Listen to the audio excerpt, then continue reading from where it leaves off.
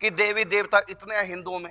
हमारे यहाँ तो एक ही परमात्मा को मानते हैं, खुदा को मानते हैं, एक गॉड को मानते हैं, एक परमात्मा को मानते हैं। हिंदुओं में कितने भगवान मानते हैं। ऐसा कहकर भी हिंदू धर्मावलंबी लोगों को बहकाते हैं लोग। तो हिंदू धर्म में जो देवी देवता है या भगवान के अवतार, इनके बारे में आप क्या कहना चाहेंगे? सर्वप्रथम महाराज के चरणों में प्रणाम करते हुए समस्त संत महापुरुषों की वंदना करता हूँ। ये जो प्रश्न है बहुत अच्छा उत्तम है।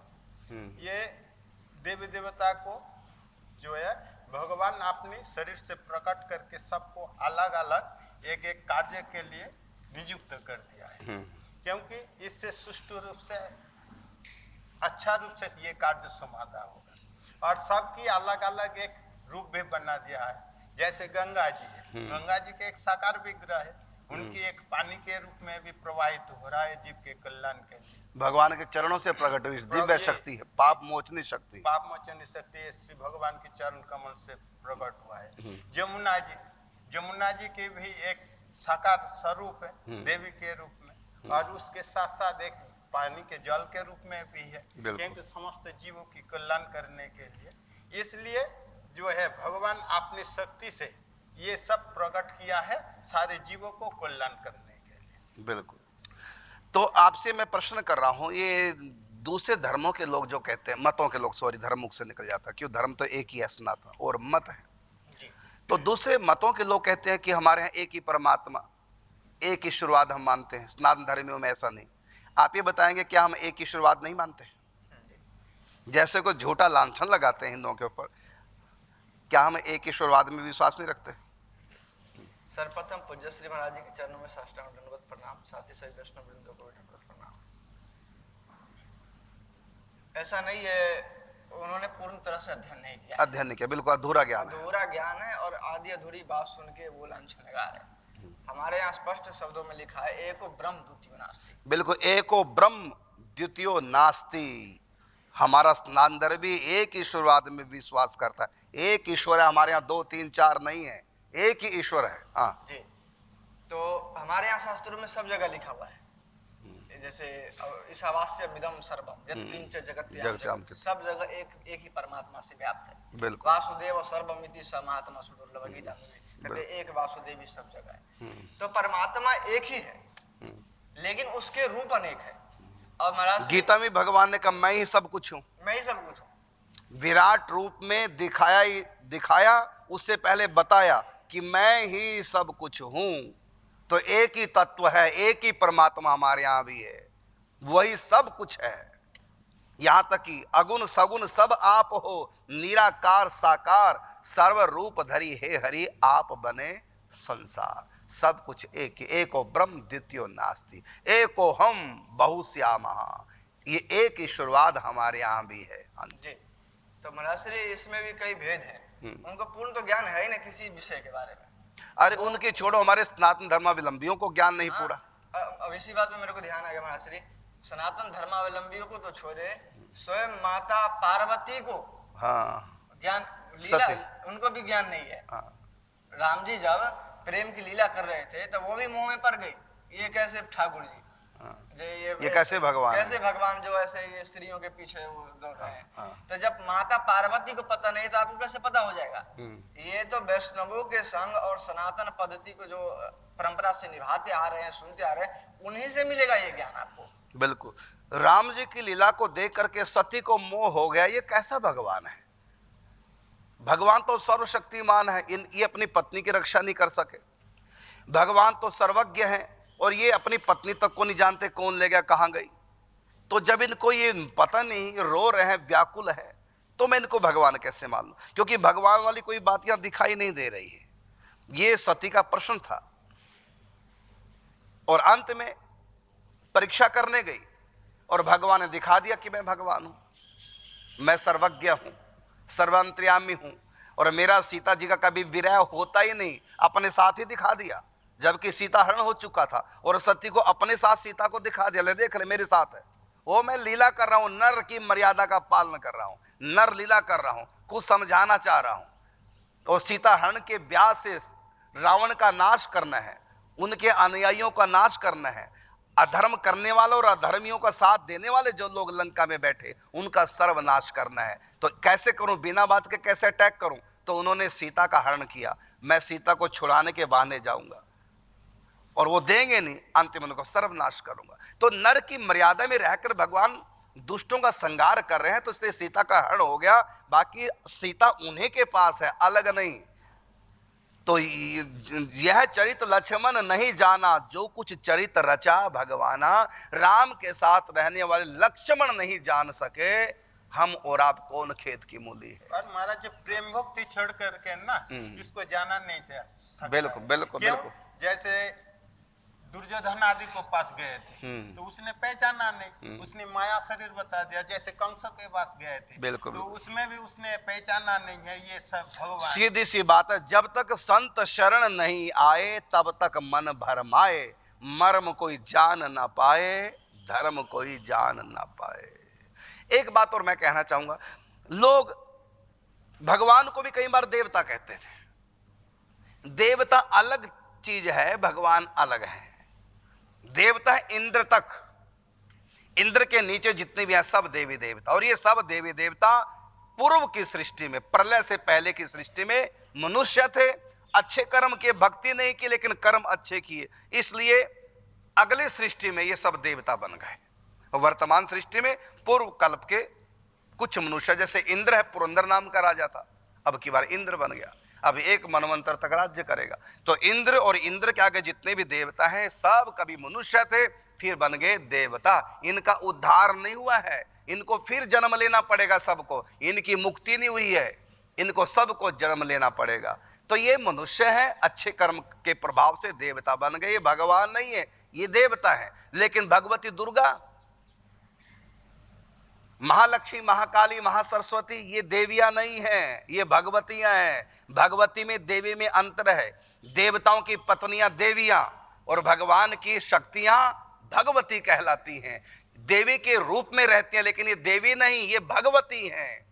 इसी प्रकार भगवान के स्वरूप जितने भी अवतार हैं, चाहे वो भगवान शिव का गुण अवतार है, भगवान नारायण हैं और गणेश जी हैं, ये देवता नहीं है, ये भगवान है, ये परमेश्वर है। पंच परमेश्वर सृष्टि में भगवान 5 रूपों में रहते हैं, ब्रह्मा विष्णु महेश दुर्गा और गणेश। ये देवता नहीं है। वर्तमान में सूर्य भी देवता नहीं है, सूर्य भी ब्रह्मा। वर्तमान के कल्प में सूर्य इस समय भगवान है।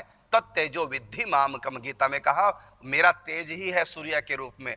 तो यहाँ देवताओं में और भगवान के स्वरूपों में हम थोड़ा भेद समझें सनातनी। देवता उनके यहां भी बहुत हैं, वो अपनी भाषा में फरिश्ते कह देते हैं। हम लोग देवता कहते हैं, वो लोग फरिश्ते कह देते हैं। तो उनके यहां भी अनेक देवी देवता हैं, वो अप्सराएं कह देते हैं। अप्सरा ने हूरे, हूरे फरिश्ते, यही तो उनके देवता है। हमारे भी देवता, तो उनके देवता हमारे देवता अलग नहीं है। नरक स्वर्ग सबका एक ही होता है। ये तो कलयुग ने ऐसी बुद्धि सबकी खराब कर के सबको अलग अलग लगता है। सबका एक ही अमराज, सब एक ही के यहाँ जाएंगे, नरक स्वर्ग सब भोगेंगे। नरक स्वर्ग सबका एक, अपने अपनी भाषा में कोई जन्नत कह देता है स्वर्ग को, कोई जहन्नुम कह देता है नरक को। हम देवता कहते हो फरिश्ते कह देते हैं, हम अप्सरा कहते हैं वो हूरे कह देते हैं। उनके यहाँ भी यही सब कुछ है। रही बात ईश्वरवाद की, हमारे यहाँ 5 ईश्वर के स्वरूप हैं, ब्रह्मा विष्णु महेश सूर्य और गणेश। और इनके शरीर हमारी तरह पंच तत्व के नहीं होते। देवता अलग हैं, वो कभी मनुष्य थे, देवता बन गए। तो ये जो कहते हैं कि हिंदुओं के यहाँ बहुत देवी देवता, रे सबके यहाँ बहुत होते हैं। वहां भी स्वर्ग है, वहां भी अप्सरा है, वहां भी फरिश्ते हैं अनेक। तो वो फरिश्ते कहते हैं हम देवता, वो अप्सरा कहते, वो हूरे कहते हैं हम अप्सरा कह देते हैं। सब एक ही है, कोई अंतर इस मामले में नहीं है। और हमारे यहाँ कहते हैं अनेक देवी देवता, तो हमारे यहाँ तो सब क्या है, अनेक हैं। लेकिन भगवान जो है, ये दुख की बात है कि उनको ज्ञान नहीं है। जो परमात्मा है उसको भी लोग देवता कह लेने लग जाते हैं। जैसे रामकृष्ण आदि हैं, दुर्गा हैं, शिव हैं, गणेश जी हैं, माँ सरस्वती, महाकाली, महालक्ष्मी, भगवती के अनेक रूप। ये देवियाँ नहीं, ये बल्कि ये सब भगवतियाँ हैं। अर्थात भगवान का स्त्रीलिंग भगवती, भगवान की शक्तियाँ हैं। ये कभी मनुष्य थी ऐसा नहीं है। इंद्र तक देवी देवता कभी मनुष्य थे, वो सब देवी देवता बन गए, लेकिन भगवती दुर्गा कभी मनुष्य थी, अच्छे कर्म की देवी बन गई, ऐसा नहीं है। ये सब भगवान के रूप है। इस मामले में आप भी कुछ थोड़ा प्रकाश डालेंगे? मैं ये कह रहा था महर्षि, जैसे कि देवी देवताओं के बारे में तो बता ही दिया, तो उनके यहाँ भी देवी देवता है, हमारे यहाँ भी देवी देवता है। अब रही ब्रह्म की बात, क्योंकि देवी देवता भी जीव कोटि में है। बिल्कुल, जीव कोटि में सब जीव है, मनुष्य थे कभी जी। बिल्कुल। अब बात रही परमात्मा की, तो परमात्मा में कहते हैं वो हमारे यहाँ एक है, तो हमने भी कहा एक ब्रह्म द्वितीय नास्ति। अब प्रश्न ये उठता है कि आपके यहाँ एक यदि ब्रह्म है, तो ये सीताराम, लक्ष्मी नारायण, गौरी शंकर, हनुमान जी, गणेश जी आदि क्यों?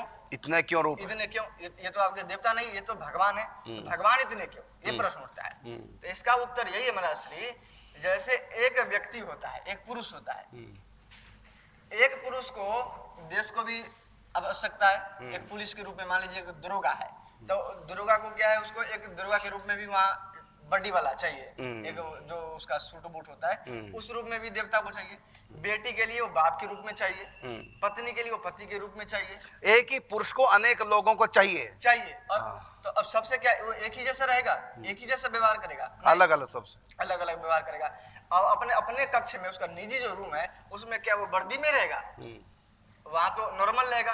और वहां जब जाएगा वो क्या कहते हैं ड्यूटी पे जाएगा, तो वहां क्या वो बनियान में चला जाएगा, वो उसकी भेष बदल जाएगा, भेष में चला जाएगा। उसी प्रकार अलग अलग व्यक्ति के अलग अलग भाव है, क्योंकि सभी आत्माएं और ये भाव भी अनादि कहा गया है, तो सबका भाव अलग अलग है। तो उसी भाव के अनुसार परमात्मा भी अनंत रूप धारण किए हुए, क्योंकि वो सर्वसमर्थ परमेश्वर है, वो असमर्थ नहीं है। वो जितना भाव धारण करना है उतना धारण कर सकता है। मतलब जितने प्रकार के भाव हैं, जितने प्रकार के भक्त हैं, उतने भगवान रूप धारण करके सबसे खेल करते हैं। जैसे एक मनुष्य एक ही समय में पत्नी से प्रेम, बहन से प्रेम, बेटी से प्रेम, भाई से प्रेम, पिता से प्रेम, एक ही समय में सबसे एक साथ प्रेम नहीं कर सकता। पत्नी वाला प्रेम जब पत्नी से करेगा, वहां कोई दूसरा नहीं होगा। समझना बात को।